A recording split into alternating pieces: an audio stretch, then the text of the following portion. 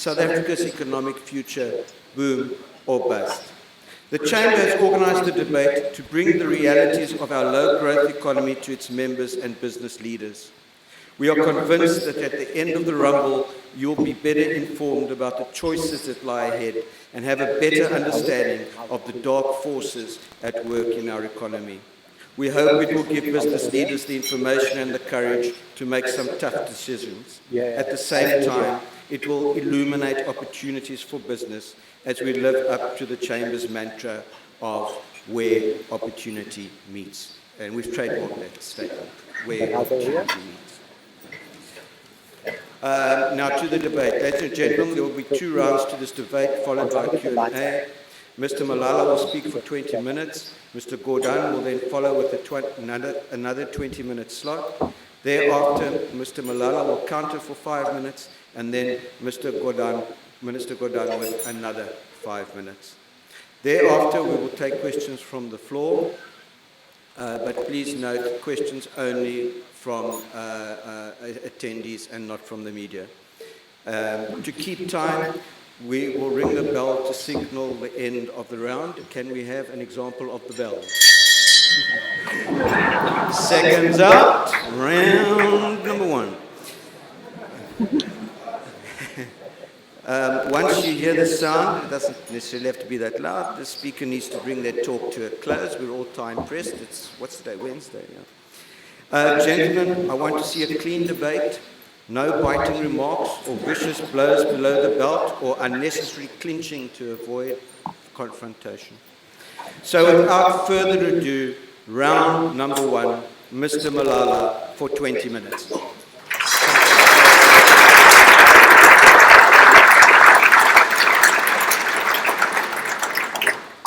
Thank you so much. I'm out of the ring already.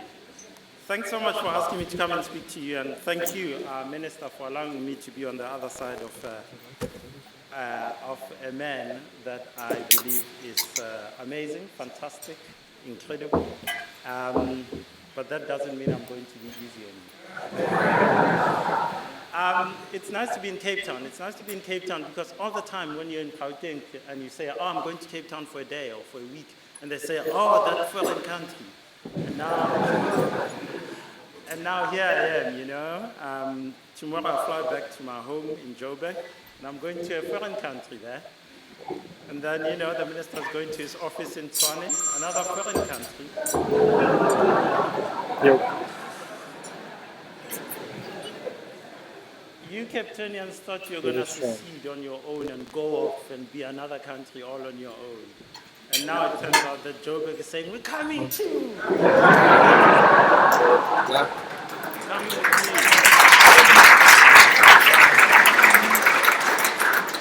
I think it's fantastic. It's a great country that we live in. And I think the fact that we had a peaceful, free, except for that little box in Nelson Mandela Bay, free, independent election is for all of you, all of us, is a great thing. And I think South Africa is on a great path. We've had 10 of these things in the past 22 years. We've had 5 local, we've had 5 national. And I think it means a great thing. For me, as a Democrat, as a South African, it makes me feel fantastic about this country. You said you want a clean fight, Sid, so I'm going to keep it clean. I'm going to keep it clean by beginning by saying something to all of you in the audience. I'm not here because of you. This has nothing to do with you, and you can heckle me now because it's the only time you'll probably heckle me. The reason why this isn't about you is because there are 8.9 million people in South Africa today who are not like you. They don't have jobs. This is about them. If I have a big fight with the minister tonight, it is because I want to say you've forgotten about those 8.9 million people. I don't want any of you to leave and say unemployment in South Africa is so bad. It's 27%. It's not. It's 36.3%. that includes people who are asked by economists, they go to them and say, do you have a job? They say, no. They say, are you going to look for a job? And they say, no, I won't find one. 36.3%, 8.9 million people. If this economy says bust, the people in this room, you won't worry about the police because you've got ADT or whoever the private security company is. You've got your kids at Bishop's or whatever school your kids go to. You're going to get in your car with the petrol price high as it might be, and you will drive to your office and continue. If UCT and the standards there drop, you will send your kids to Yale or Harvard or Oxford or wherever. This has nothing to do with you because all of you can get out of that door and you have an escape route. Nelson Mandela stood here in Cape Town in 1994 in May and said, this democracy is about the people of Khayelitsha, the child in Khayelitsha. He was quoting a poem. He said it's about the child in Khayelitsha and the woman in Bonteheuvel. This debate should be about them. Those 8.9 million people who today are not like you and me, that don't have jobs. So, you know, when you read your paper today and the rent took a dive yesterday because of some news and so forth, you know what, for you, what it means? Oh, you're not going to the Maldives this year. Oh, shame. Well, for the people in Bonteheuvel, it has far more deeper implications. And that is why I think we need to stop and say, when we have a debate like this, boom or bust, what is this about? I wanted to say, Minister, it's hard to debate against you.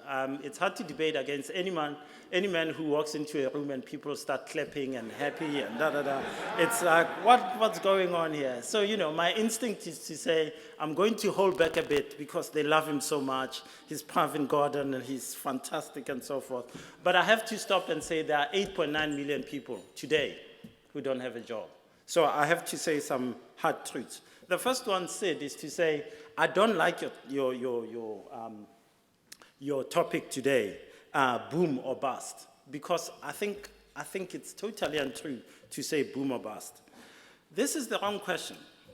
It's absolutely the wrong question for us today, because it's not boom or bust. It's bust. It's over. It's terrible out there. When you talk about 8.9 million people unemployed, it's bust. It's not working. And so we have to start saying, well, how do we move out of the 8.9 million people? Because quite frankly, for them, oh no, it's bust. It's over. It's not working at all. So when I say it's bust, and I can see that some of my friends at my table are already saying, oh, he is exactly like the other guy. I just want to say, I am not R.W. Johnson. But you have to stop and say, man, the numbers are bad, because the numbers are bad. In 2008, when Thabo Mbeki walked out of office, rather abruptly, our unemployment number was 21%. So today, when we talk about the narrow definition, we are at 26%. So we've gone from unemployment at 21% to 26%. What has happened to the households in Khayelitsha in this period? It's bust. We cannot stop and say boom or bust. It's bust for them. GDP growth, well, these are not my numbers. The Reserve Bank says this year, 0. You can have the Cape Chamber. I'm telling you now, 0. That's Lesetja Kganyago and his team. Nothing, 0. It's not boom or bust, it's bust. Right now, we are done, it's bust. So I don't like this topic. Because in 2009, The African National Congress of South Africa said, 5 million jobs. Where are the 5 million jobs? Where are they? Well, actually, there are 5 million jobs. Well, there are some jobs. They're in the public sector. 60% of government budget expenditure is on jobs. Last year, we gave this bloated civil service unbudgeted for increases. And so when people said, oh, can we have some money for the students and so forth, it was, where's the money? The contingency reserve. It's gone. Boom. Nothing. So we didn't have a little in the kitty. It's like my house. There are no savings. It's a problem. We are bust. Our government debt, back at 1996 levels, I think. Boom or bust? I think it's bust. For whom? I think it's for the 8.9 million people. It's bust. So this is not about you in the room. It's about all those other people. Because all of you here, all of you, you will find your way. But for those people, they're in Bonteheuvel, they're in Khayelitsha, and it's bust for them. Those are the people Nelson Mandela spoke about in 1994. Before I go on to some of the points I'd like to make, sorry, I didn't look at my time when I started. How much time have I? Oh, fantastic. I want us to start by talking about what makes people like yourselves in this room say, you know what, I like Justice Malala and he's got a nice business plan. So I'm going to invest in his company. I'm going to take a huge chunk of it and leave him with just 5%, but I like him, so I'm going to do it. It's because the institutions in this country work. If the institutions don't work, then you lose confidence and you start saying, apparently they're talking about the BRICS. Oh, it's fantastic in Kenya. Oh, it's great in Tanzania.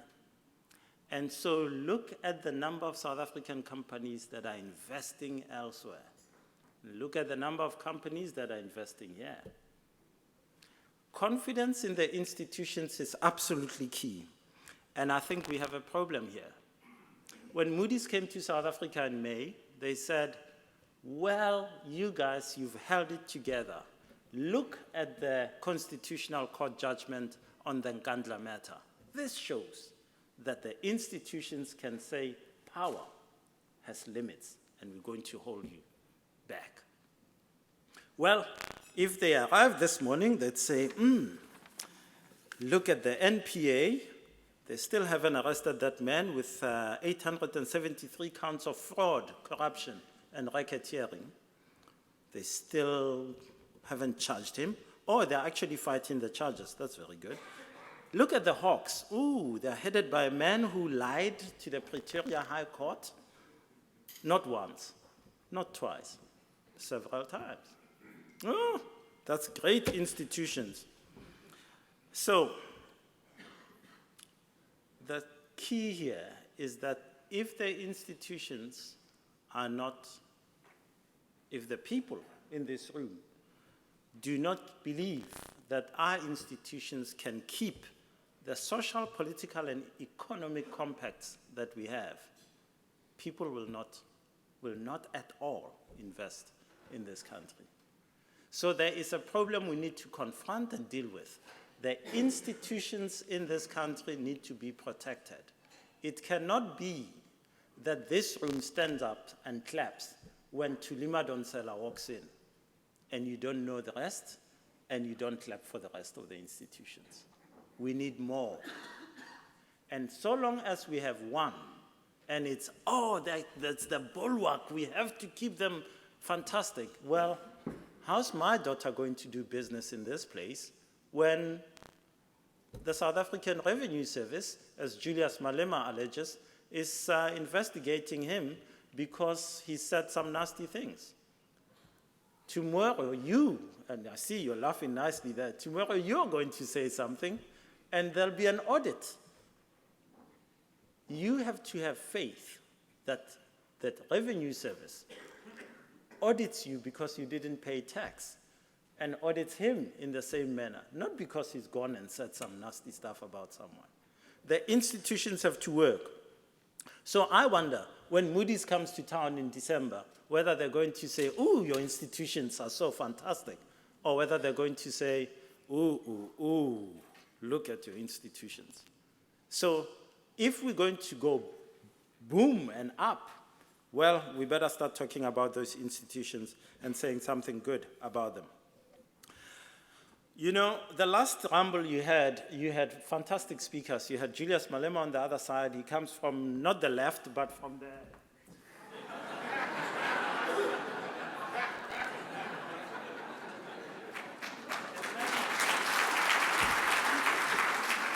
And then you had good old Clem, right here, okay? So the nice thing about tonight is that I'm a fan. I love the plan that Minister Gordhan and his colleagues in the ANC first, and then in the National Planning Commission, and finally, at the ANC conference in December 2012, they said, the National Development Plan is fantastic and amazing, and we adopt it. So they run off to Parliament, boom, boom, boom. They get to Parliament, they say, hey, DA, we've got a plan for this country. The DA says, oh, it's not good there, and it's not good there, and it's not good there. But okay, we like it too. So you have the ANC and the main opposition saying, oh, it's okay, go on. You have the UDM, yes, we like it, and the IFP, yes, we like it. 93% of South Africa's parliament loves that plan. They love it. Only Julius Malema and the EFF don't like it, okay? So it bamboozles me because we're not having a debate here today. We're not having a debate about, no, this is the right way, this is the right way. We're having a debate about whether you do the job or not. So you have absolute 93% support in your political firmament saying, you've got a plan, go for it. And I was amazed. On Monday, I interviewed Minister Jeff Radebe, and it was, we spoke about the NDP for 4 days. We are still talking about it, and we are growing at 0%. So this is not about the plan. This is not about a disagreement between whether you've got the right plan or not. You've got the right plan. Everyone says you've got the right plan. If the NDP had been implemented with vigor, we would be growing at, what's the target for this year? 5.4%? 5.4% GDP growth. The Reserve Bank tells us 0, nothing. And if you go to Kaelicha and tell them that, well, we've got the NDP, and in terms of the NDP, we will do this and we will devote so much to infrastructure spend, they'll look at you and say, but there are no jobs. And there are no jobs for them. 8.9 million people. And the problem is that we dither, we talk about it, we say this and we say that, and we do this, and so forth, and so forth. And you know what? We say all these things, and then the next day we say the same thing. We are the masters of political uncertainty, policy uncertainty in this country. We say one thing, tomorrow we say the other. We chop and change, and we just don't go with the plan that we have. We talk about it, and we don't implement it. And then when it's time to implement it, someone comes along with a curveball. This is a problem.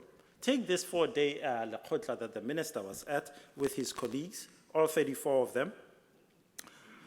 The Lekgotla, the ANC 4 days before, comes out of its meeting and says, oh, you know, we got a walloping in the urban areas, and it's terrible, and so forth. You know what? Oh, by the way, we say to the government, 0% fee increase for this year. Now, just a week before, a member of your office, of your budget office, I think Michael Sachs, goes to the Commission on Higher Education and says, oh, no, we didn't budget for a 0% fee increase. There's no money, it's just not there. But the ANC finds it, sitting in Midrand, in Irene, saying, no, we're not increasing fees. So where's the money going to come from? How are we going to plug this hole? I don't know. So we talk about fiscal consolidation, we talk about tightening belts, we talk about using our money to go further than it's been. Well, I don't know.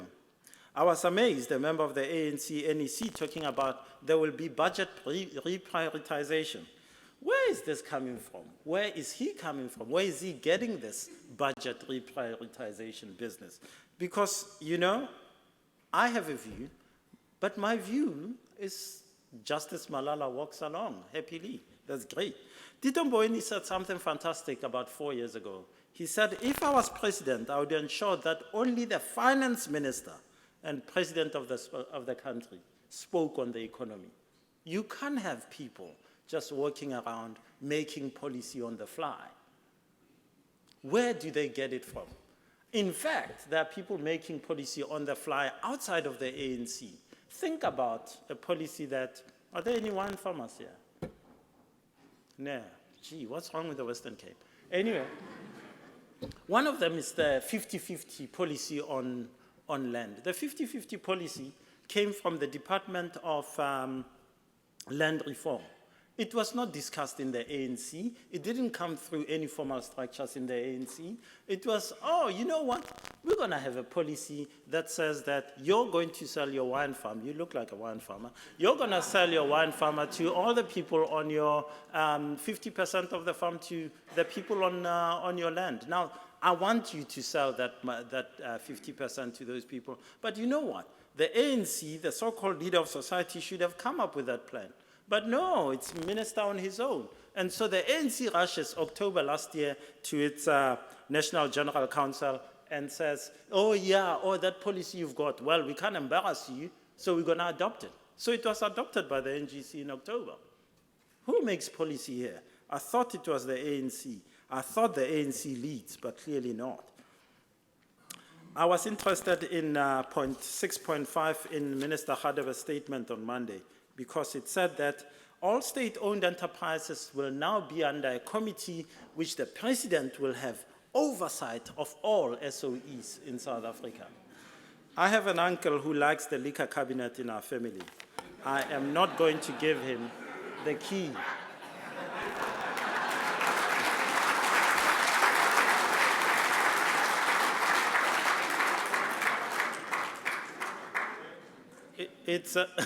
I have the key. I'm the uncle too. The ANC has been at the heart and the center of our politics for, some would say 22 years, I say 104 years. The ANC, a united ANC, in my view, is a fantastic thing. It has united this country. It gave us incredible leaders, from Pixley Sakaseme to Nelson Mandela to many others. It has kept us together, even when we were apart. Even for the 48 years of darkness that was apartheid, the ANC managed to give us a vision of what the future would look like. And for that, it's an incredible and amazing thing. But the ANC today, in my view, is a divided house. It's a divided house. It's racked by factions. And all these, in my view, the greed, the patronage networks, the accumulation, the fact that no one cares about those 8.9 million people. Well, half of it cares, half doesn't. These facts mean that the ANC cannot actually implement its own policies with vigor, with vitality. And this is a big problem. So until the ANC unites, we can talk about all these fantastic, great plans. In my view, it's it's bust now, and it's bust for a long while to come, because the ANC, as it is, will continue to say budget reprioritization, fiscal consolidation, this, that. It cannot cohere around an idea and actually see it through to the very end. What should be done? Minister, you've used the expression many times this year, since 9/12, when the money for Maldives also disappeared, and then it came back, and then I see it's disappeared again overnight. You've used the expression, don't waste a good crisis. And I think South Africa has been amazing. I was amazed in January, President Zuma called a meeting with business leaders. You should have seen the private jets that were flying into Cape Town. 100 CEOs of companies, all of them. We're going to meet with the president and the finance minister, and it was fantastic. They came up with a 9-point plan. They said the NDP is at the heart and center of our policy making, and we're going to make this thing happen. The minister went to London, Boston, New York with business leaders, and you know what? You could feel something happening. It was good times. Well, they put together a big fund to create jobs. People were thinking about those 8.9 million people, and it was fantastic. But you've got to go all the way.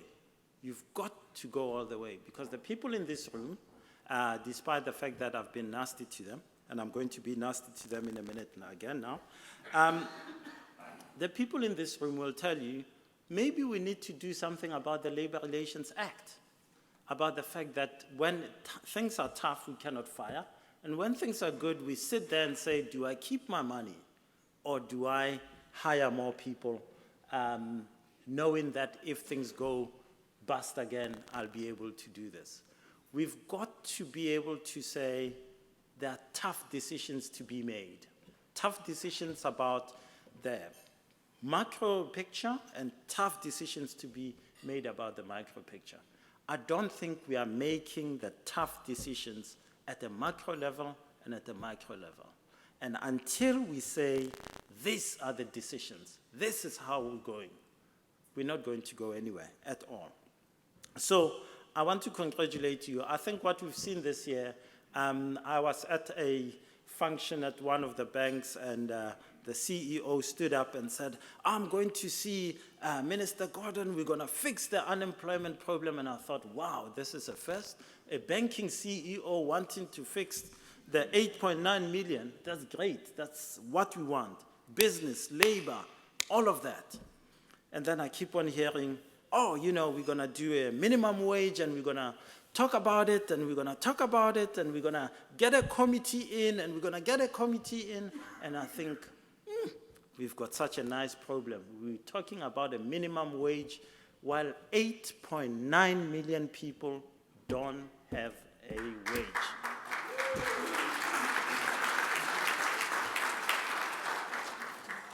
As I said, I'm going to insult you. I know you're my host, but I want to finish off. Okay. Is that final, or is that like? I want to say, many of you in the room are very good, are amazing people, because you see me in the street, you see me sitting next to the minister, and you grab me and say, Justice, well done. You really tell them. But when it comes to you guys saying something, I don't see you. Ruel Khoza once spoke about leadership in general, and leadership in the ANC in particular. I didn't see a single business chamber, a single business person saying, you know what? Ruel Khoza is great. They said, oh, the chairman of Nedbank, government is going to take his contract. He's not going to get this. The man was left out there all on his own. You know what? This country is going nowhere so long as the people in this room sit there and keep quiet while things go wrong.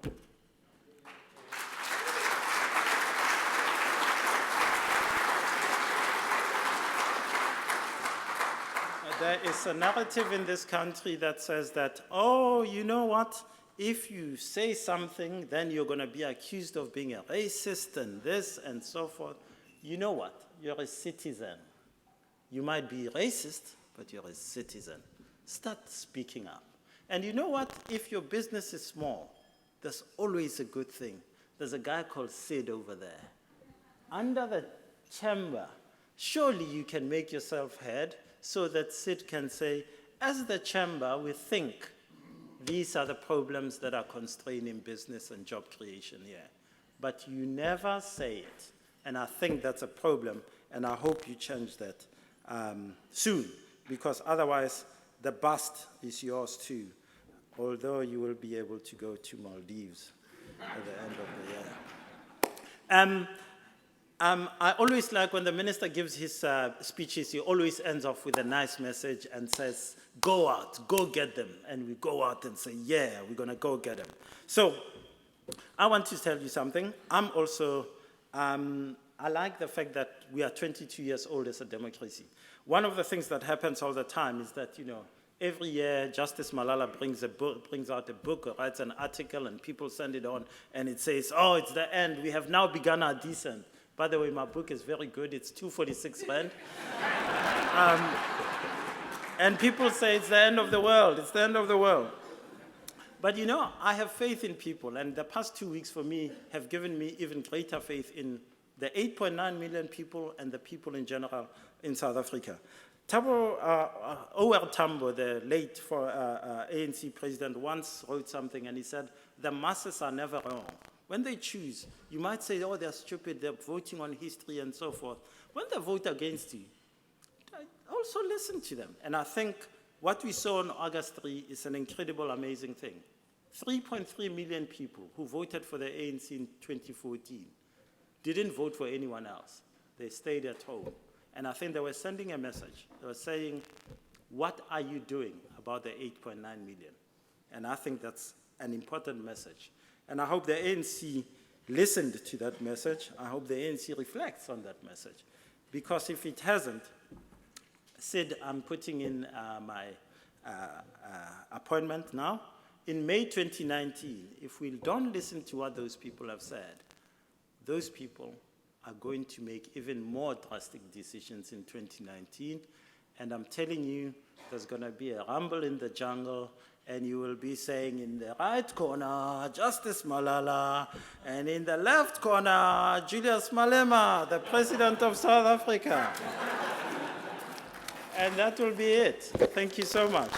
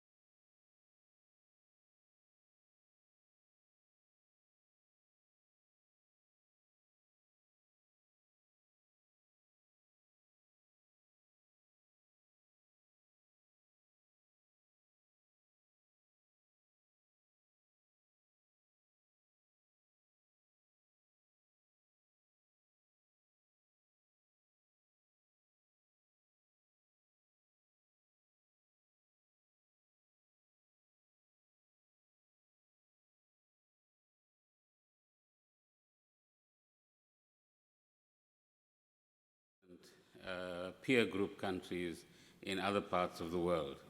So I don't despair like Justice at all. And congratulate yourselves as South Africans. There's hope for us, don't worry. Go ahead.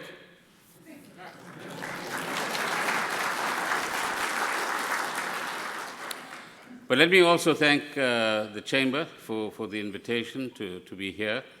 They tried very hard to disorientate me. It was Dawie Ruot. A couple of weeks later, it was R.W. Johnson. And then a couple of days ago, it was Justice Malala. But it's a pleasure to be on the same platform with him. And it's good that we have the kind of critical debates that we do have. In fact, we need more in South Africa. We need a lot more critical debate, not to attack each other, not to condemn each other, but to come up with better and brighter and more innovative ideas so that we can leave a better country behind and our children can say, this generation did its job. It left us a better country than the one they found. And we were on our way to that. I also want to say to you that I stand here today representing our Deputy Minister, Mr. B.C. Jonas. He's in the Eastern Cape. Tomorrow we have the funeral of Reverend Stofile, a stalwart member of the Mass Democratic Movement, the UDF, and the ANC. I also stand here on behalf of the officials of the National Treasury, the Director General, Mr. Fuzile, and there are two DDGs here with me, just in case I need protection from justice. But I want you to do me a favor, please. Applaud these wonderful officials that we have in the Treasury and in many other parts of government who do an honest day's work, who have nothing but an absolute commitment to making South Africa better for all of us and for future generations. So clap as loud as you can so that they can hear you.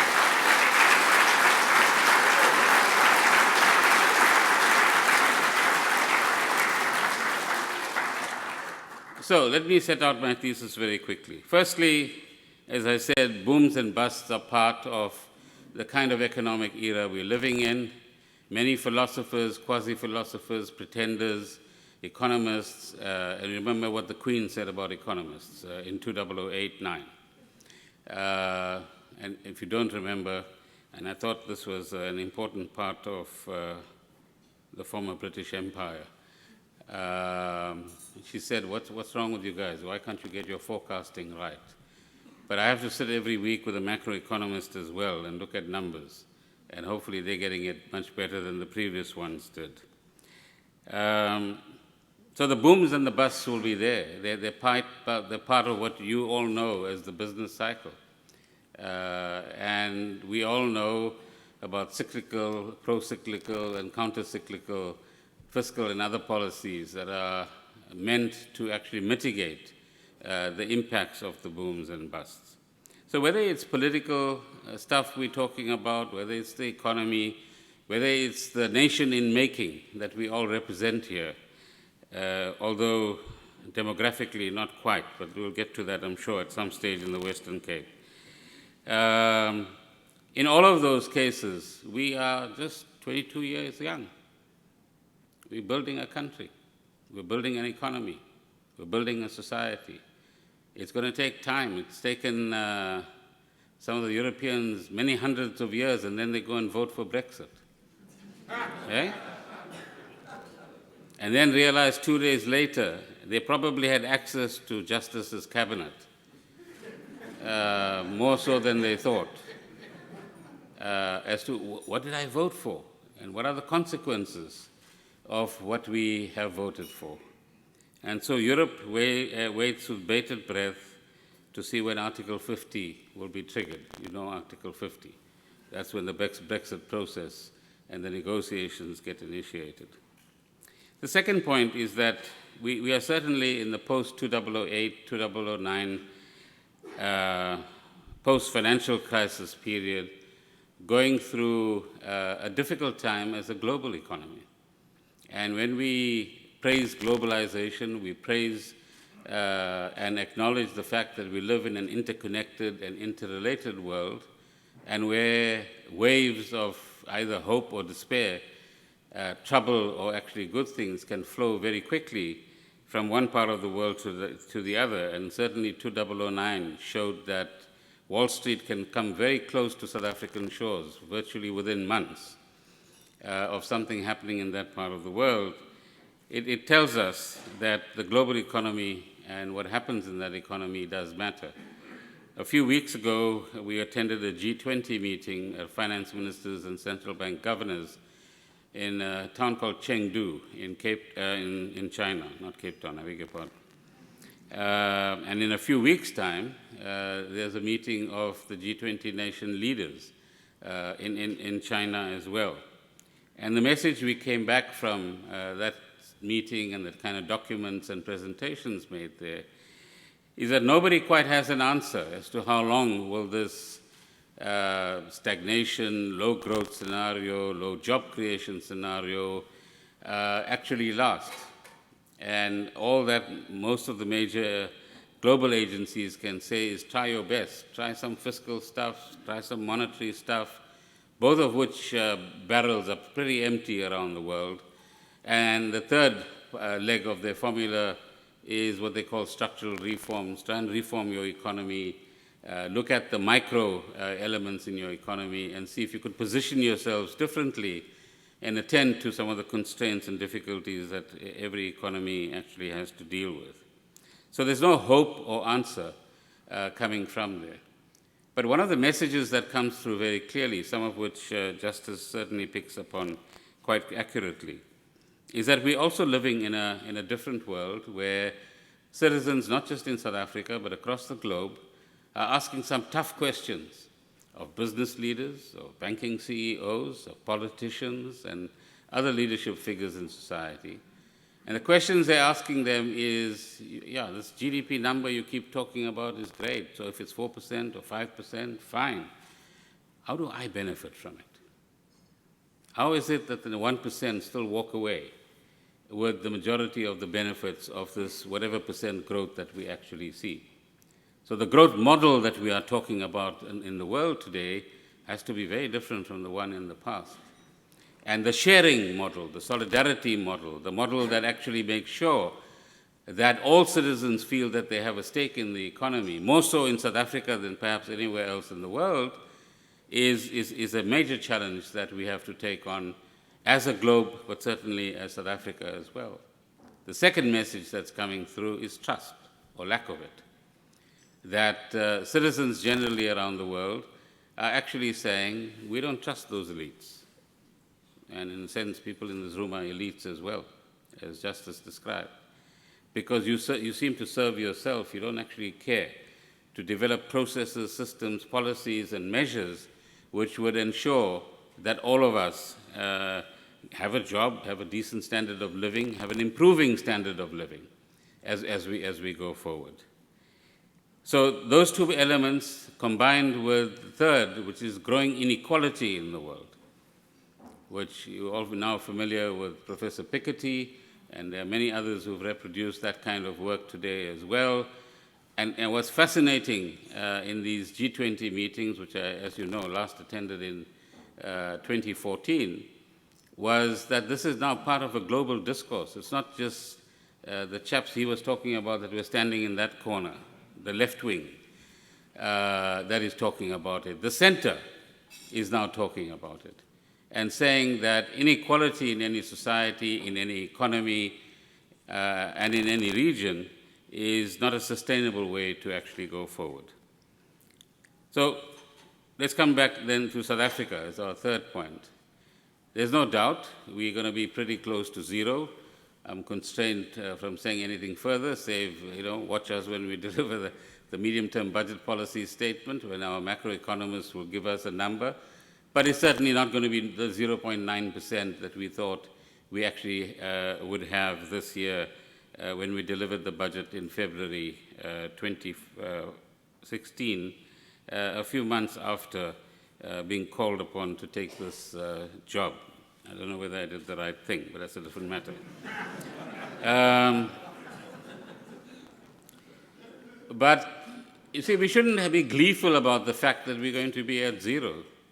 What we should be asking ourselves is, what are the tough structural decisions we have to make about our economy, and what are the things we need to do differently, all of us, in order that we don't have that 8.9 million unemployment figure, in order that young people don't get exploited by populist politics and promises of jobs, as if jobs can just be pulled off a tree. Now, every colored T-shirt has been pulling this jobs trick. Vote for me, I'll give you jobs. But all of you are business people. You know that unless you hire additional people, there's no jobs. Unless somebody starts a business or an enterprise of whatever sort and gets themselves self-employed and then begins to employ others, there's no jobs. Unless there's investment in our economy, there's no jobs. Unless we build confidence amongst you and others that this is still a good economy. This is still the best economy on the African continent. This is still the most sophisticated economy on the African continent. You can put your bet on this economy, boom or bust, and you will still make something of it. And proof of that is in some of the IMF reports, the most recent of which was a view presented by David Lipton, who's Christine Lagarde's deputy at the IMF, when he says, hey, your South African businesses are very profitable. Your banks are extremely profitable. And they make a good go of making money, except that you are a very concentrated, uncompetitive economy. And so those are some of the tougher challenges that we need to actually take on. You'll also remember that around 2012, the concept of green shoots was beginning to come to the fore. And that was all of us looking for little signs of hope in our own economy or elsewhere that things might improve and get better. And in some ways, economists, the more optimistic ones, are beginning to see green shoots in one form or another now as well. So in recent times, mining and manufacturing, but particularly manufacturing, has been doing better than ever before. And true, we need to do better than we're doing right now, but the numbers at least are on the plus side of the scale instead of the negative side of the scale. Our trade balance is in surplus, so we seem to be doing well, either importing less or exporting more, or a little of both. Our retail sales are muted, but not negative. And so there's something good that is happening in that area as well. But clearly there are areas like inviting more investment from elsewhere, but including ourselves, is an area that we actually need to work on. So are these green shoots going to take us into a more positive zone? Nobody quite knows. But I'm a fan of Professor Michael Spence, Nobel laureate, chair of the Growth Commission. Trevor Manuel was part of that commission in his time, and which looked at about 13 different or a number of economies around the globe that grew at 5 or 7% for an extended period of time, 20, 25 years. And they couldn't say what's the magic formula that will give you 5% growth, for example. But what they could say is make sure that you have macroeconomic stability, make sure that your people are well skilled, and that's an area where we have a serious challenge in South Africa. Make sure that you are an experimenting nation, because without experimenting, without innovating, without thinking outside of the box, which I'm sure many of you do on a regular basis, you're not going to discover what's possible. And I'm sure there are many enterprising people here who have done that, who've met with success, and who can teach others within our environment about the same sort of things as well. But also in the world that we live in today, we need to be more agile and ensure that we are more responsive to the conditions around us, and not think that a staged formula is going to give us this magical 5% that we are all referring to. But above all, whatever formula we use, we require an inclusive economy. That's the other message that's coming from the global quarters. We thought we were only talking about this concept in South Africa, but again, across the globe, amongst business and other leaders, it's clear that inclusivity, and nobody quite knows what the formula is, but important points that Justice makes about how do you include Khayelitsha and Bonte Heuvel and their equivalents in your economy and in our economy is a crucial challenge that we actually face. Now, I know that as government, you can really, if you're a good rifle shooter or archer, now that we're coming back from the Olympic Games, it's easy to find a number of targets where you'll find either uncertainty created by government speak, or lack of clarity in particular areas, or lack of decisiveness in others. Can't deny those things. But our job since December 2015 has been to work with business and labor leaders and ensure that the kind of gloom that 9/12 introduced doesn't repeat itself. I hope it certainly doesn't do that now. And those meetings that Justice refers to really broke new ground, ladies and gentlemen. It started building a level of cooperation, of solidarity, of working together to say, this is our country, this is our economy, we need to make it work better, and ensure that we settle on a few basic things that we must get right, that will at least lead us in the direction of growth, but also begin to restructure our economy. I'll just sketch them for you very briefly. The first is stick to our fiscal targets. It's been tough since 2009. In July 2009, 2 months or so after we got into office, under the first administration of the President, I was asked by the Treasury officials to announce that we would be, 50 or 60 billion rands short of revenue that particular year. And from a surplus of about 2% in 2008, we went down to a deficit of 6.5% in that year. It's taken time to recover from that. But I want to argue that we have been capable of making the tough decisions. We've shaved budget after budget, number after number, to remain on your behalf fiscally credible and in a position to actually ensure that we meet the fiscal numbers and targets that we set. We missed some of them in this period because of the unpredictability in the growth cycle and some of the dynamics that have been operating in the world. Some of you might remember, if you take your minds back to about 2010, we talked about V-shaped recoveries, W-shape, L, U. Do you remember them? That's all letters of the alphabet in case you're feeling sleepy.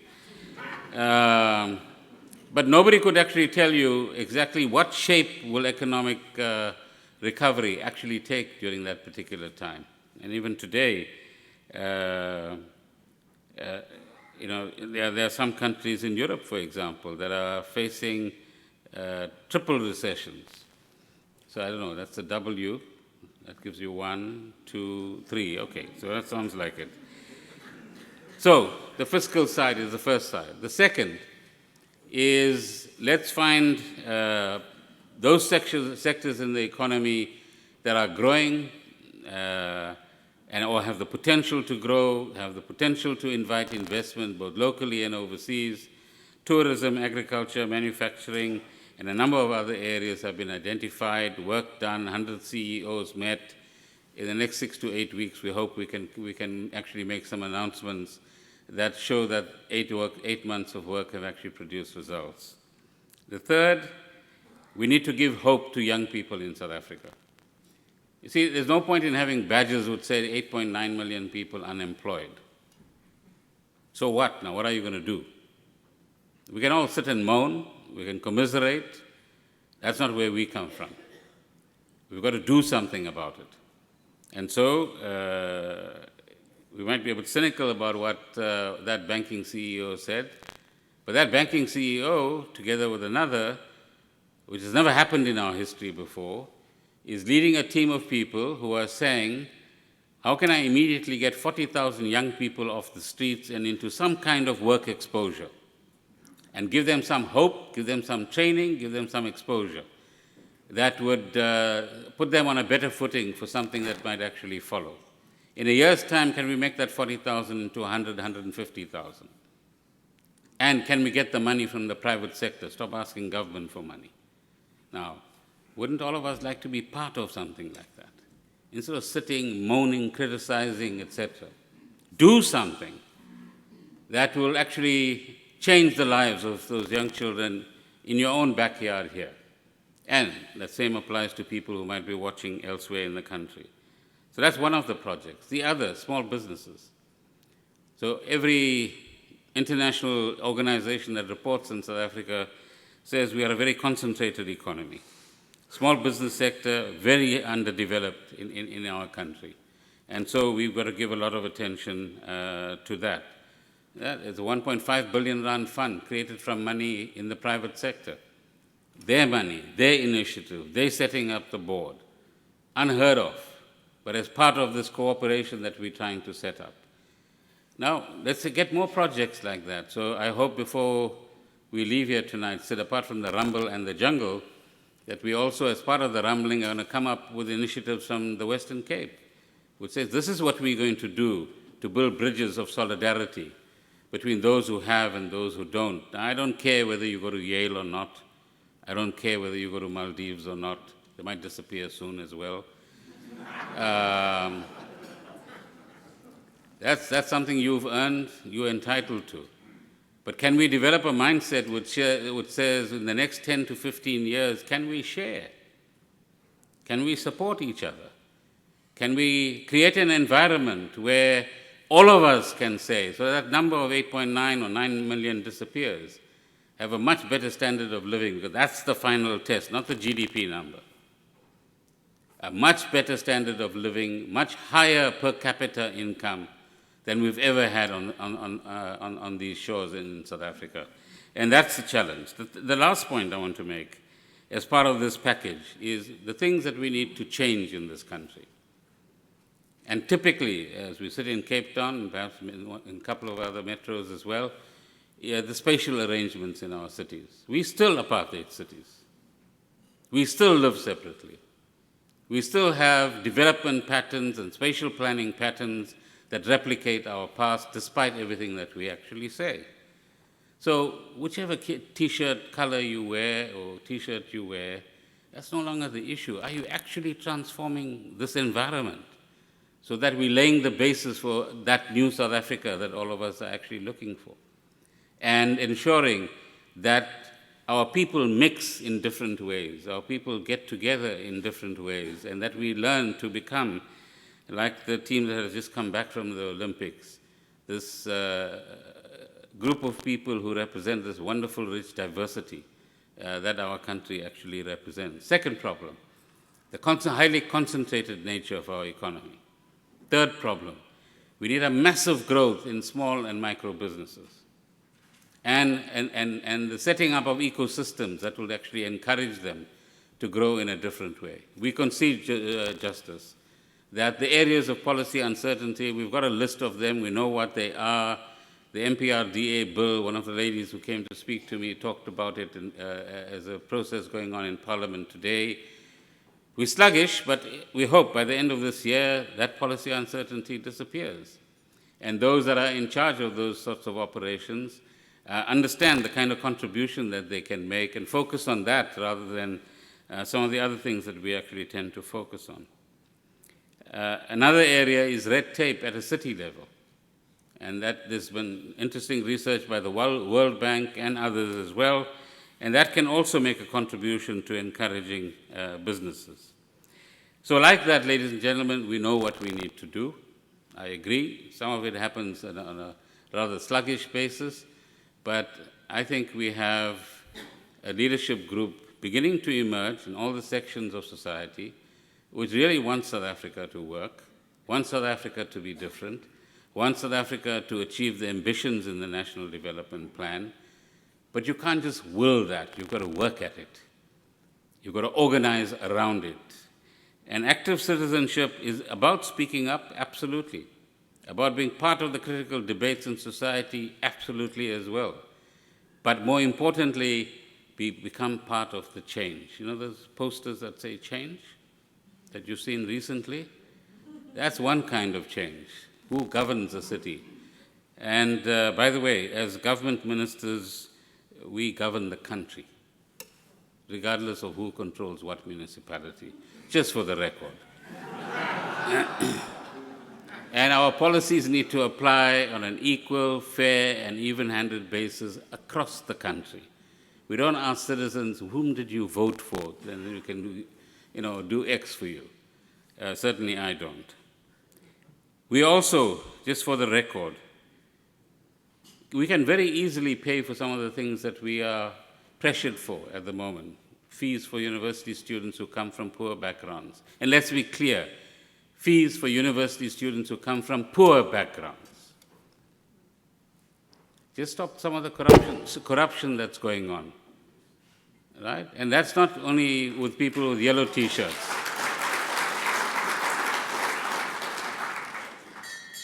if you pay the right price for the coal that you buy, if your tenders are priced correctly, if you don't engage in the wrong kind of property deals in this part of the world and elsewhere, I think you know what I'm talking about. Because we know some of the secrets, you see. If you end even a quarter of that, we'll get 30, 40 billion rands that the poor will benefit from. So there's no point in using the poor as a point of political rhetoric. I don't come from that background, many others don't. You must be serious about solving the problem of poverty and unemployment. And the way you do it is stop the bloody nonsense. And we can certainly do it.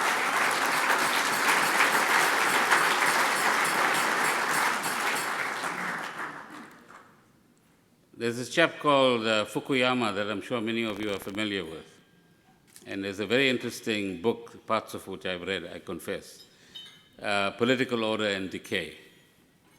And one of the things it does say is that politics, power, and rent-seeking go together, regardless of which political philosophy you come from and which T-shirt you wear. So anybody who's in power is going to attract forces of patronage. The question is there enough transparency? Is there enough of a spotlight?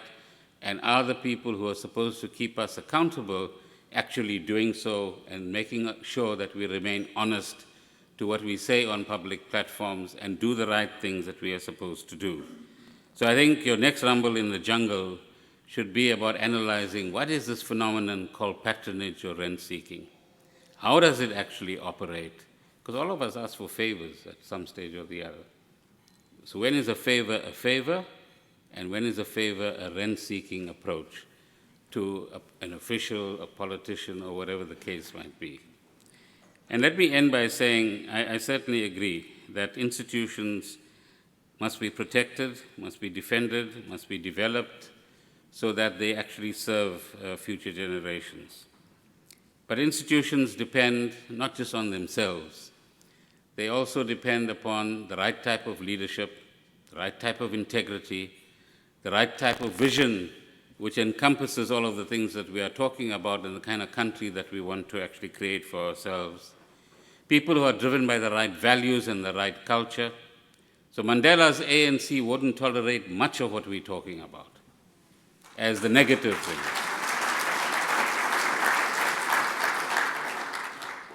And so, by the way, I've been associated with the ANC for over 40 years.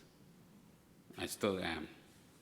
And I still believe that the majority of people in that organization are honest citizens of this country, and that there's still hope for that organization to continue to play the kind of role it played for the last 104 years. But it will have to take on some of the challenges that Justice is talking about and that the Secretary General of the ANC is talking about. So, ladies and gentlemen, those institutions we have a wonderful constitution, those institutions work, our courts are a brilliant example of that, the elections have been an excellent example of that, but that's not good enough. Our task is to continue to strengthen them, continue to make sure that they address the needs of all 55 million people, but what that will require is a huge amount of flexibility, pragmatism, and generosity from all of us to understand, as I said earlier on, that boom and bust is not really the issue. The issue is, are we going to stumble along and miss opportunities that we have as a country, or do we have the capacity, like some of our athletes did in Rio de Janeiro, and take a leap of faith into the future and outpace many of the competitors that we have and demonstrate to all South Africans that we can solve our problems. Wherever there are human beings, there will always be problems. That's not the issue. The question is whether we have the caliber of leaders that are required and activists in whatever form amongst our citizens who are active participants in the process of bringing about change that benefits all of our people. And that, I believe, means that the topic is wrong for tonight. It's not boom or bust. It's about hope and how do we create a better future for all of us. Thank you very much.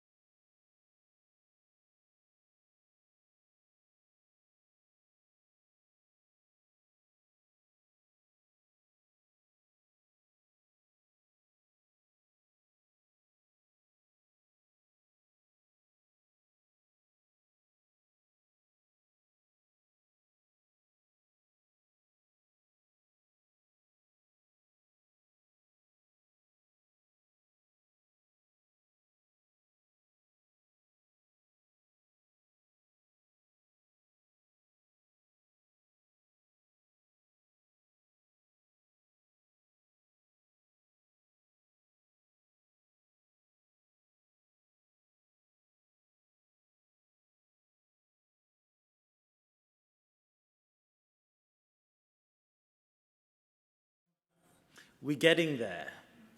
We have to have a state of emergency about these issues. And so I think we cannot be half-hearted when we take a decision. I want to tell you about a friend of mine.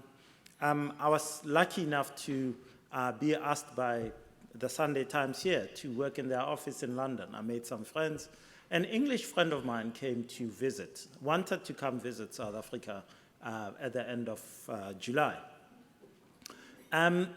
The visa regulation regime, and by the way, I go to the UK, and getting a visa for the UK is terrible. So I go to the Maldives.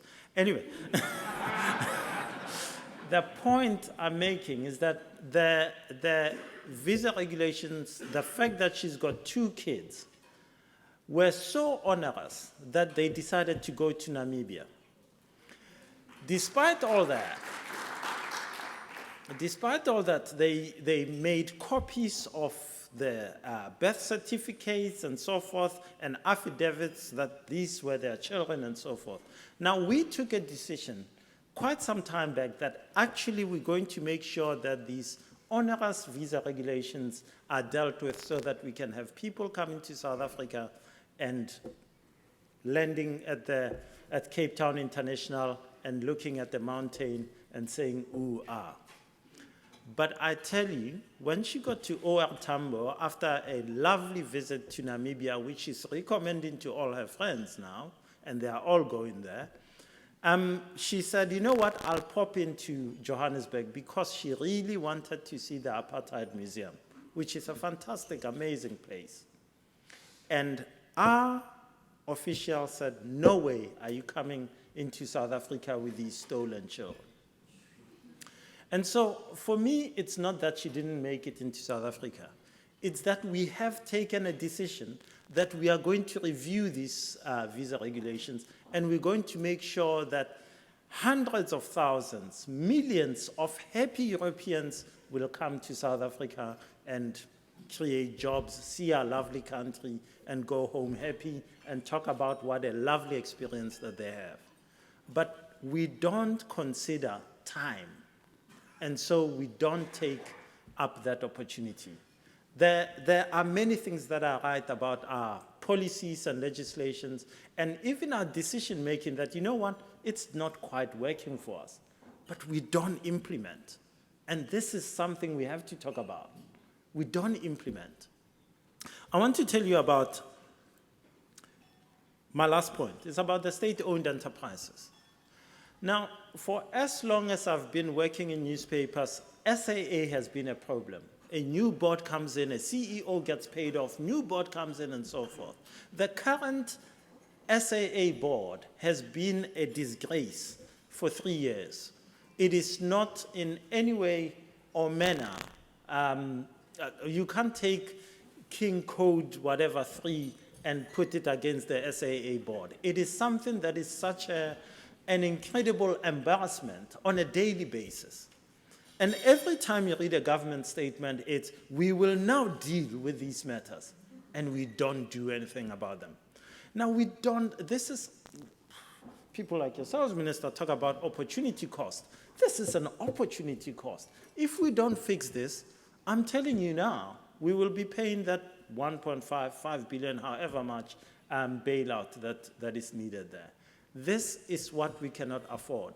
We need to be aware that whatever we might say, that other countries are going through busts and booms and busts and booms, we have a challenge. And I think it's not fair to say that the poor belong to some colored T-shirts and not to other colored T-shirts. I think it's actually important to say we are South African, and all the people of South Africa deserve our absolute commitment to the fact that time is not on our side, and we have to do something. So we have to start implementing, because we can talk until the cows come home, but quite frankly, it's not going to do us any favors. There will still be poor people, and you know what? If we don't do something about it, we're all going to sit here and begin saying, oh, that guy R.W. Johnson was right. That is something we don't want to see happen. We don't want him to be right. Thank you.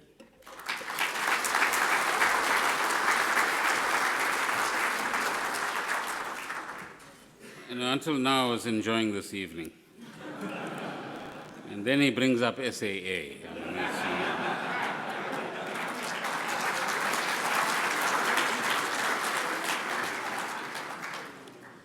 So let me give you the diplomatic statement. We're working on it, Justice.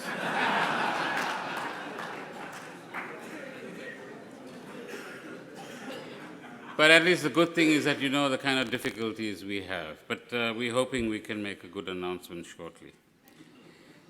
Let me end on a couple of things. One is the poor. The point I'm making about the poor is, as a political activist, I get a bit tired of this new brand of politicians who want to speak in the name of the poor but do very little about them, who want to claim that they represent the poor but in fact represent their own interests. And all I'm asking for is, can we have some real, genuine effort, because we have the resources in South Africa, to eliminate poverty?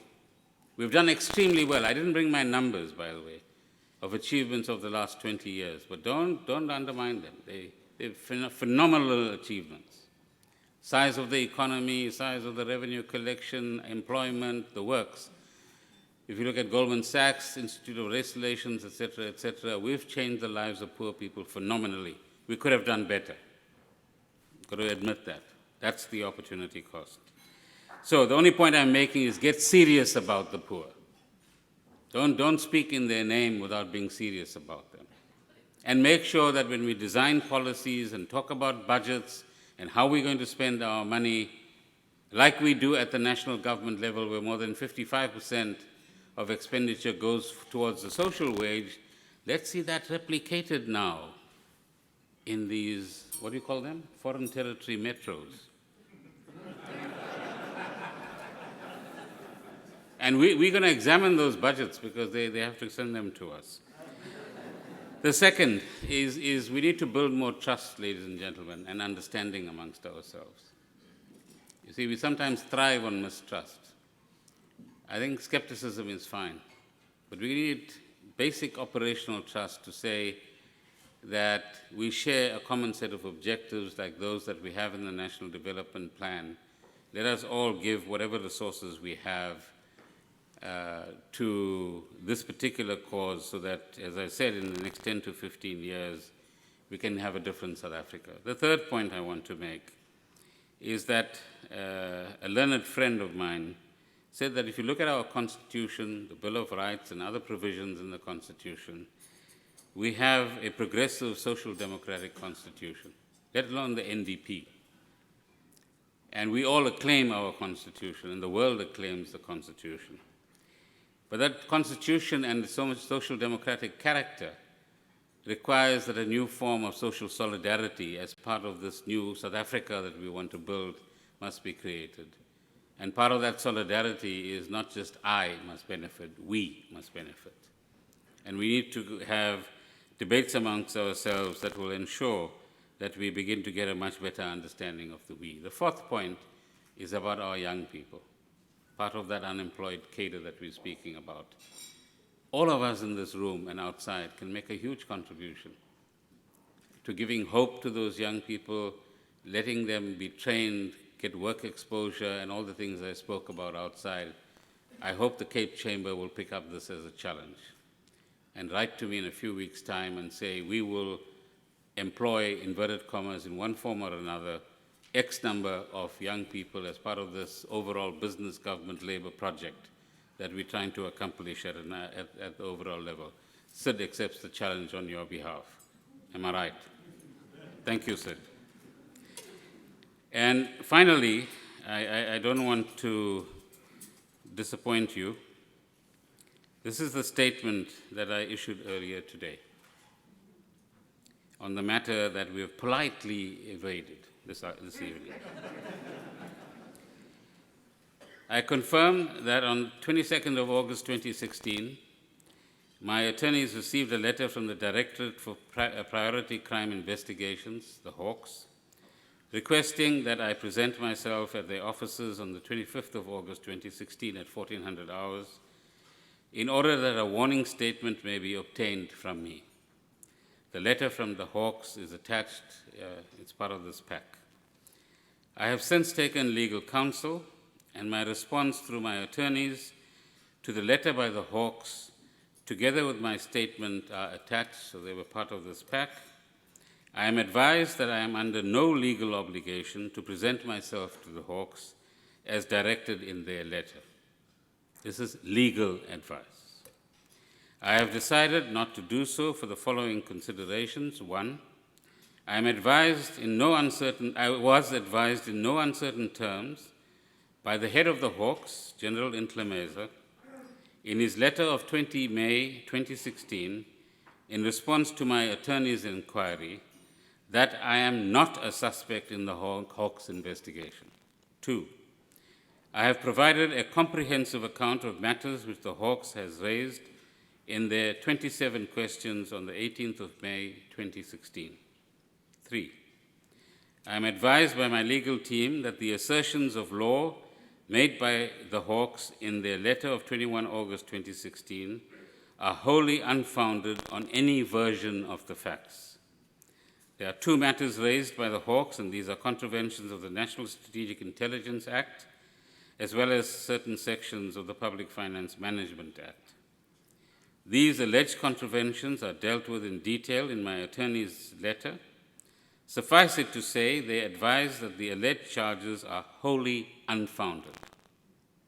I therefore do not intend to present myself for a warning statement for many considerations, both legal and given my other commitments.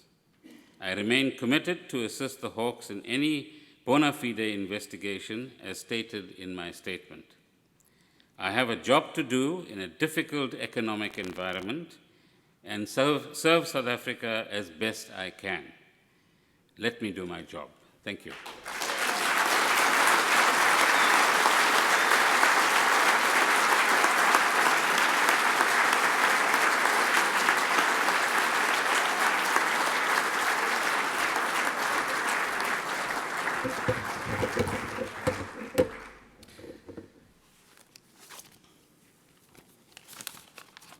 Gentlemen, thank you very much for what was very inspiring, insightful, and valuable for us as business.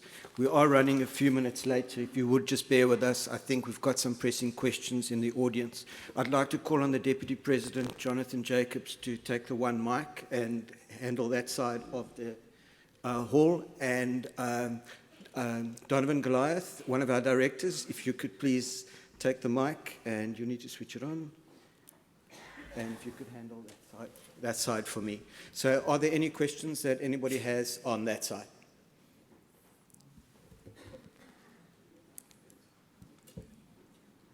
Okay, we've got one there. If you could just state the name, your company, and please be very brief with your question.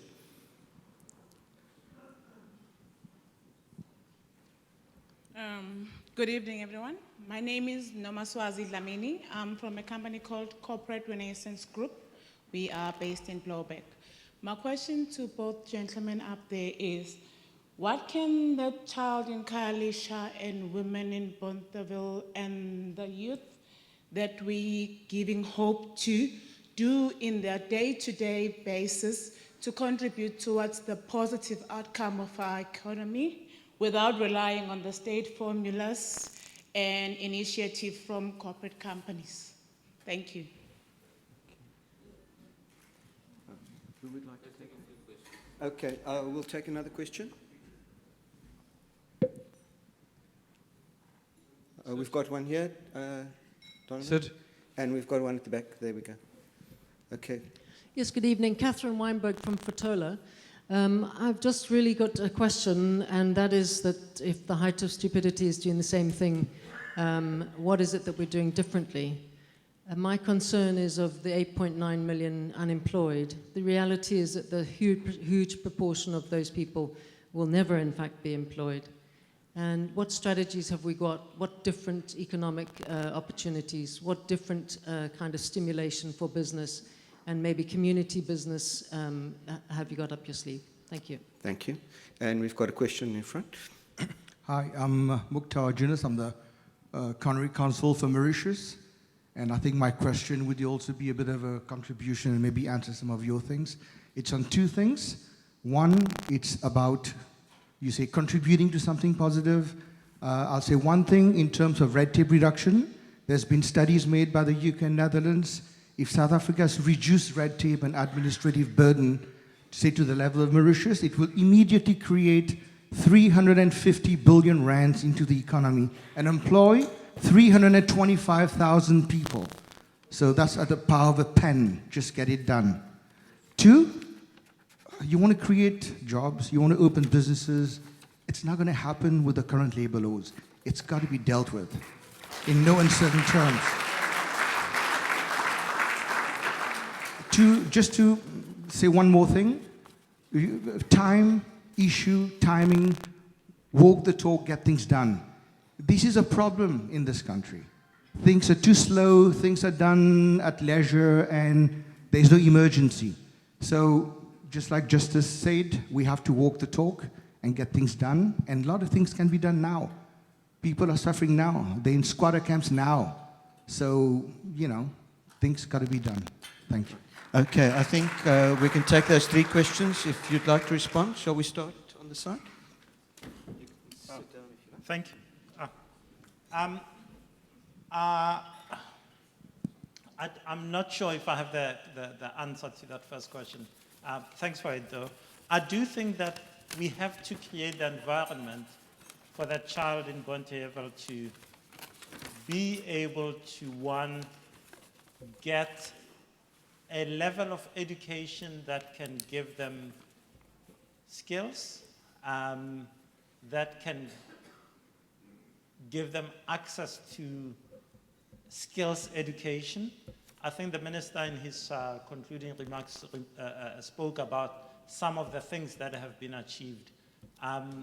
You know, for me, the key among those achievements is a certain level of skills education, but we need far more. People can find their way to schools and to tech institutions where they will get themselves an education. We need to create an environment for that child to have access to that. You spoke about patenting the expression opportunity. Where opportunity meets. Where opportunity meets. That they need to be able to go and find the opportunity. It doesn't have to be government or many other people. It just has to be the fact that the opportunity is there and they can take it up. It's a bit philosophical and all over the place, but I believe that we need more opportunity for people. We underestimate their will and ability to do these things. What are we doing differently? I would like to moan now because I don't think we are doing much differently. I think there is a basis, you know, people like your EFFs, the Fallist movement, they get a lot of shtick from people like me who say, oh, you're saying this, but I think there's a fundamental point that they make, and it's that the problem we face is so huge. Are we getting our heads around the massiveness of it? And therefore, are we coming up with a different enough solution to the problem that we face? I think we go a long way in some of our policy documents, among them the NDP. I'm not sure if we go full on to a restructuring of our society with the constraints that we have. But I think if we implement some of the very good policies that we have on paper, we wouldn't have the massive problem that we have. We would be dealing with maybe half or even less of the problem over time maybe 20, 30 years. I agree totally with the gentleman and what he said. I don't want to add much to that. Yeah, Ms. Lamini's point, what do the people in Khayelitsha and elsewhere do? I think the one thing is that there are wonderful examples of initiative, leadership, organization in virtually every community. So there'll be a community group that's looking after HIV orphans. There'll be another group that's looking after offering nursery school facilities. There'll be, and you see some of these on some of the commercial TV programs. But the one thing that we do need to do as South Africans is to move and shift our gears from third gear to fifth gear. In other words, get that sense of urgency, of dynamism, of initiative, of we will try anything to achieve some level of economic activity and income, as we see in many other countries as well. And with that, I think there are interesting examples in this very room. So, Sid, if you would allow me, there was somebody who came to see me from Ashburton. Where are we? So if you would give that lady 2 minutes to explain what they do. It's a wonderful example. It's a wonderful example of government assistance, private initiative, and impactfulness at a community-stroke economy level. And can we replicate that in different ways? Can we have different kinds of role models? The role models we want to show people today all wear labels that I imagine many of us can't actually afford, right? But they are role models of social responsibility, of social cohesion, of dynamism in the economy, and of really going for it, if you want to put it that way. And the one complaint that we have about ourselves from people who visit us is that we're fussy about the job we want to do. Right? Whereas elsewhere in the world, initiative is the name of the game. And trying anything and everything, out of which some very creative ideas come out, is also crucially important. So, Ms. Weinberg, that addresses your point as well. If you look at this example of the Jobs Fund and the different types of initiatives that people have come with, the Jobs Fund is a government initiative I think we launched in about 2013 with about 4 billion or something rand, 9 billion rands over 3 years. And the principle is you must have impact in certain areas, but it's a 1 rand for 1 rand formula. In other words, you put in 1 rand, government will put in 1 rand, and there's some phenomenal projects that are actually taking place, which perhaps the Chamber should showcase in some way. So Mukhtar's point, I certainly agree with, which is walk the talk, get things done.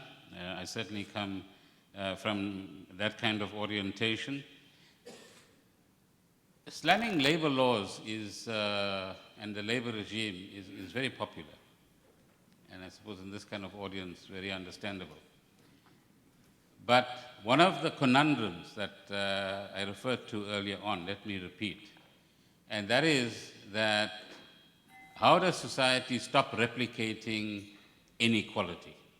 In other words, if you keep my wages low all the time, and it's a lesson that the US under the Democrats and other countries are learning from as well, how am I going to actually accumulate some wealth, some income, some assets, so my children don't replicate poverty in their generation as well?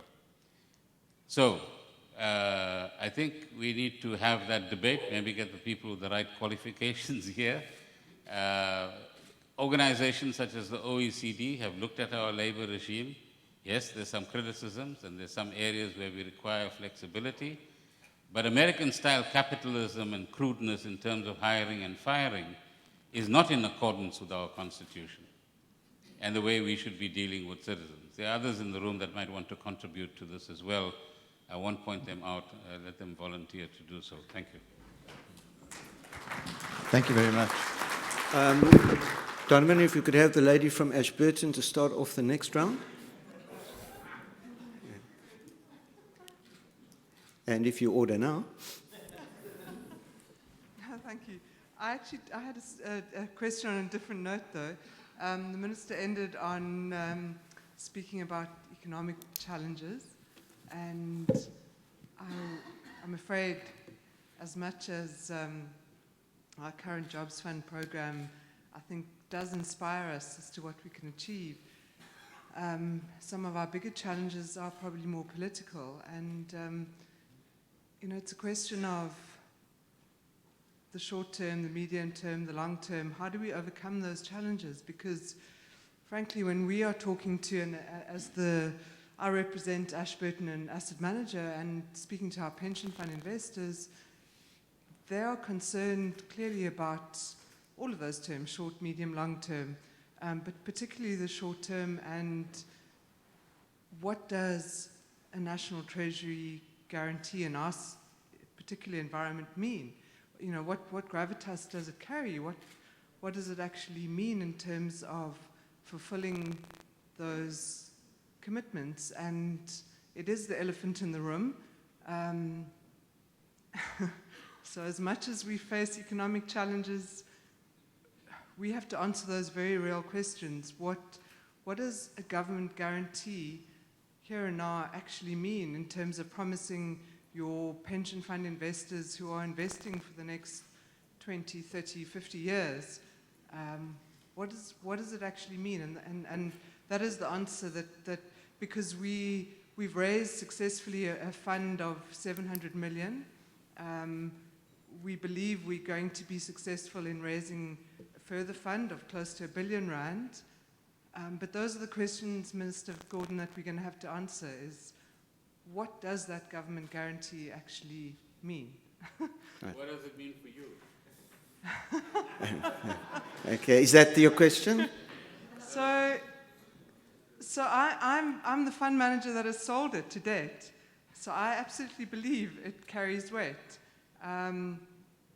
But I need to know, does the government, does the National Treasury stand behind that commitment going forward? And I am less sure, yes. I still believe, but I'm less convinced in terms of the powers that be and in terms of what we've seen happening. So if I short term, I'm doubtful. Medium term, I'm hopeful. Future term, I'm quite optimistic. But what do I tell investors now? Okay, thank you so much. Minister, that was directed at you. Would you like to respond now, or shall we carry on?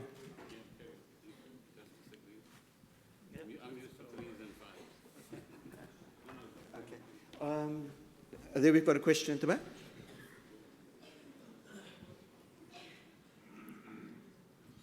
Hello? Hello? Yeah. I'm Leonel. I work for Sasol. Just three quick questions. I'm going to give a quote that was given by Ronald Reagan.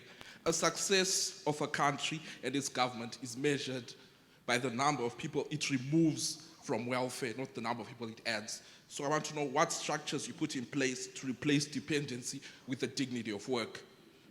And then secondary tax on companies, and those are for the dividends and all, and company income tax. Can it not be lowered so that we can be able to attract investors, so that we can be able to create more jobs, and also entrepreneurs can be able to get into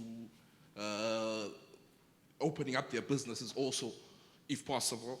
And on the 8.9 million people referred to, how many actually have qualifications of any sort? Because I'll say, in high school, there's negative marking. So I'll give an example of, because just fitting people into spots beyond their depth is like attempting to answer a multiple choice question you're clueless on. It might work, but there's a greater chance your failing might spoil other questions that you would already passed. So, the last one. So there's another question now? Okay. And then the last part. So since you're not making any provision to make education affordable yet, but you have 15 million people on grants, most of which are young and able-bodied, how do you expect to create the majority of jobs for those 8.9 million people? And please, I'll ask you like Albert Einstein said, if you can understand it, if you can explain it in layman's terms, that means you can understand it. I'm an engineer, I don't understand so in layman's terms, if possible. Because the problem, the devil with economics is you can play around with and manipulate figures to feed whatever point you are biased towards to prove success, which is the reality. But you cannot be able to manipulate the figures and anything to prove whatever point you want to give across. But it's not the reality of what people on the ground are actually facing. So what changes can we have in that line? All right, thank you very much. And we'll have one more question. We've got one at the back. Good if you evening. could just keep it brief, please. Yeah, good evening, everybody. I would like to address a very serious problem. I was called today midday. I represent the clothing and textile industry. I'm the CEO of an organization, Clotex, that's the Western Cape Clothing and Textile Service Center, and we are a non-profit organization. I was called by an industry player today that partners with us on job placement and job creation in the industry. Over the last year, there was a 1.8% growth in the clothing industry that has never ever happened over the last 10 years. We are facing with a jobs fund approval of 14.3 million, but we have to match 14.3 million, as Minister Pravin Gordhan has just indicated. Now, the national, not national fund, the IPAB, national indicators indicate that the clothing and textile industry is a priority sector. Our province indicate that it's not a priority sector and they'll be cutting our funding. I would like to know how I can come to the table to negotiate on behalf of the sector the one-on-one matching fund for that 14.3 million, because we've received statements like move from the third gear into fifth gear. I'm here, I want to move in the fifth gear, but I can't because the clothing and textile industry has not been allocated a priority sector in the Western Cape. I'm at the heart of training the unemployed, and they don't even have transport money to come for training, to be trained, to be placed. So there is where I am at the moment, and I'm really serious about placing people in jobs, but I have a stumbling block at the moment to meet that 14.3 million on a one-on-one. Thank you. Right, thank you very much.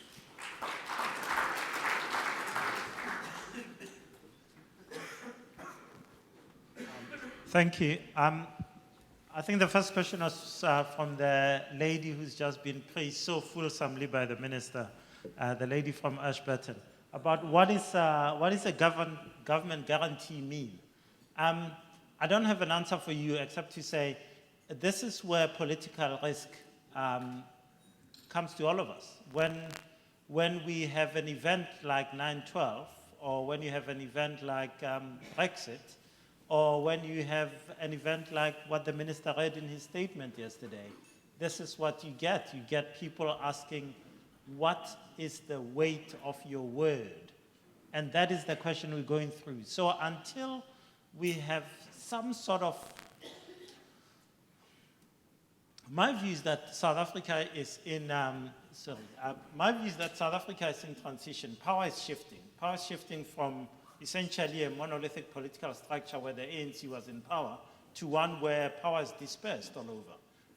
Until we get to a point where we, one, are used to the fact that power doesn't lie in one place, two, where the ANC, if it remains in power, is healed to an extent where you can say, in the short term, and then add your medium and long term, then you're going to face that question. And I think my view is an optimistic view, actually. I agree with you. I think in the medium term, in the short term, we're going to have turbulence.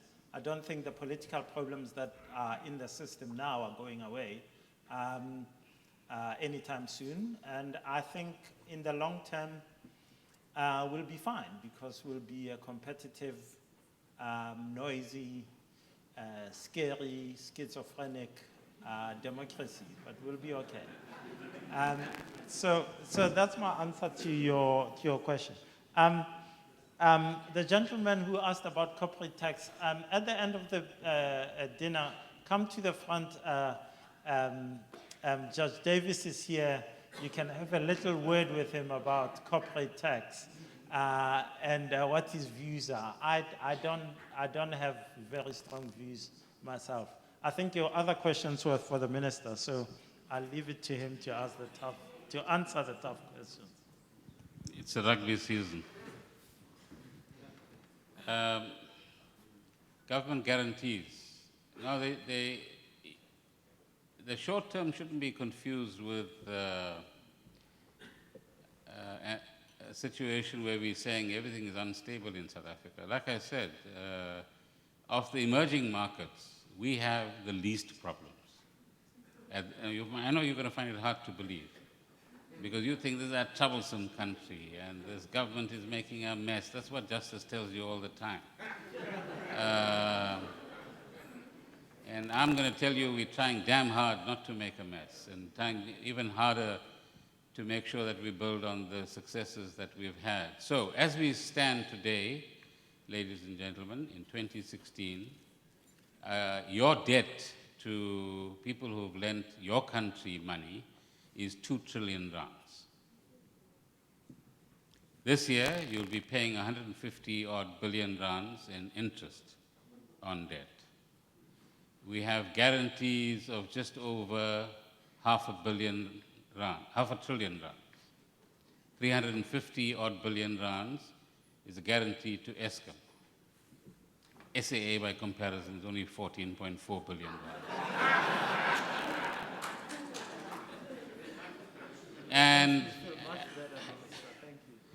And the National Treasury's word on behalf of government does matter. It is serious. It is taken seriously. If you take the Land Bank as an example, part of the contracts that the Land Bank is required to sign with its financiers is that the Land Bank will remain under the National Treasury. The day it moves from the National Treasury, those contracts have no worth. And that's the level of confidence that people have in the Treasury as an institution, but obviously Treasury doesn't operate as an island, it's part of a governmental system. So yes, we're going to have turbulence. Name me one country that doesn't have any. Name me one country that doesn't have some kind of political, social, or economic turbulence across the world. Huh? Mauritius.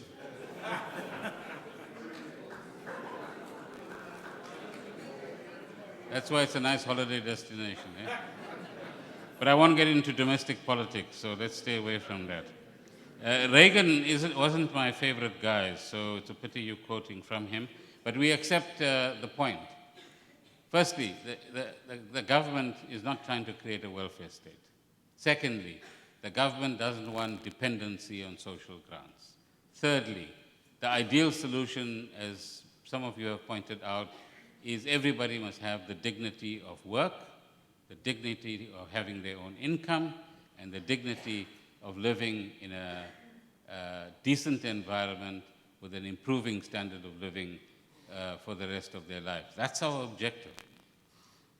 The social grants were absolutely necessary in order to tackle the problems of poverty in the short term. In the short term, in this instance, probably 25 years or so. But the eventual aim is people must work. People must be part of the economy. And that's where those of you that are long-standing soldiers of the economy and hold fairly important positional power need to, as I said several times this evening, think differently about what does inclusive growth mean and what are the measures that we as South Africans can take to get people involved. On corporate tax and so on, as Judge Davis will tell you, that's a highly debatable matter. We do have lower tax rates for smaller businesses. There are a number of proposals that the Davis Tax Panel has also made, some of which have been released for comment either today or the next day or so. True, as we begin to reduce grants, we can begin to direct that money elsewhere. But that kind of social transformation, that kind of socio-economic change doesn't happen in an overnight way. And it requires many role players to do many different things and bring about many different types of structural changes in order that we can achieve the kind of objective that you've set out. But we certainly do not want a welfare state. To our colleague from the clothing and textile industry, come and see us in front here, please, at the end. It's hard to navigate the set of issues and challenges that you've actually raised. And let's see whether something can be done. But that's an excellent example, ladies and gentlemen, of what you as a community of business people in the Western Cape can do to understand the project that our colleague is involved in and say, let's do some crowdfunding, if you think that's a worthwhile prospect. I'm sure there are crowdfunding experts, either in this room or somebody that you actually know. And make that a Western Cape community effort. 14 million rands, neither here nor there amongst you. I'm sure you can all sign checks that will be equal to 14 million rands collectively, with a wink of your eyelids. But that's a kind of transacting that I think we will have to learn to do. There will be a commercial aspect to it, yes, but like I said repeatedly, there's also a solidarity aspect as well. Thank you so much. Ladies and gentlemen, we have run out of time.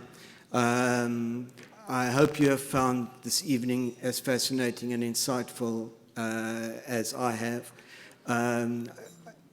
I think this is our second Rumble, and I don't know how we're going to top this for Rumble number 3, but hopefully something will happen. Okay. This brings us to the official close of the evening. I'd like to thank our speakers, Mr. Justice Malala and Minister Pravin Gordhan. Please, if we can please give them a hand.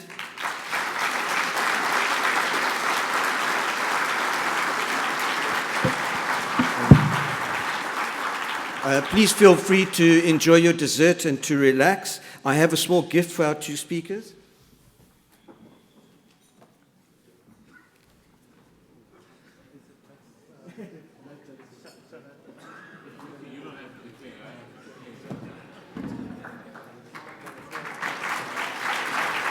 Minister, before you run away, Minister, and Mr. Malama, if we could just have the obligatory photograph with our board members and the chair of our youth chamber and our two guest speakers, please, up on the podium.